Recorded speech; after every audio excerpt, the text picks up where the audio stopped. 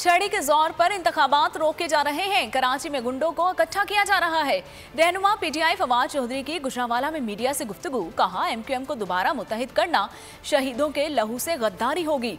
बलूचिस्तान में बाप अम्मी बन गई है, बच्चे पीपी में जा रहे हैं।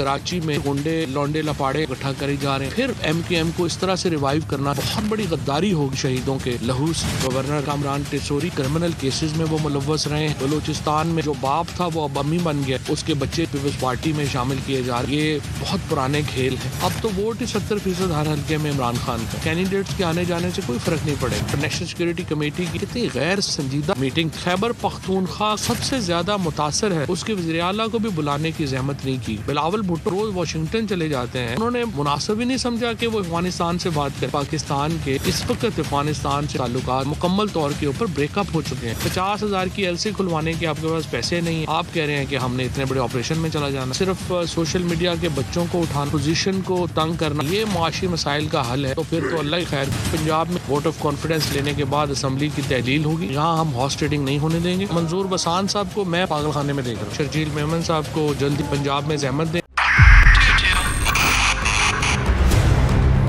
2022 बहुत सारे तोहफे भी देके गया पाकिस्तान की आवाम को। पाकिस्तान की आवाम को एक तोहफा ये दिया कि आवाम को पता चल गया कि पाकिस्तान का मीडिया क्या है। हक और सच का सफर साल 2022 में बोल रहा नंबर 1। हमने बहुत सारे शोज और ट्रांसमिशंस की। पूरा साल मुसलसल जदोजहद में निकल गया कि ये वोट ऑफ कॉन्फिडेंस के पीछे कौन लोग थे। तोड़े रेटिंग के सभी रिकॉर्ड। एंकर्स ने भी आवाम में सबसे ज्यादा मकबूलियत पाई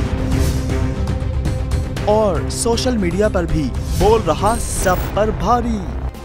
सब्सक्राइब करें और बेल दबाएं ताकि कोई खबर रह न जाए।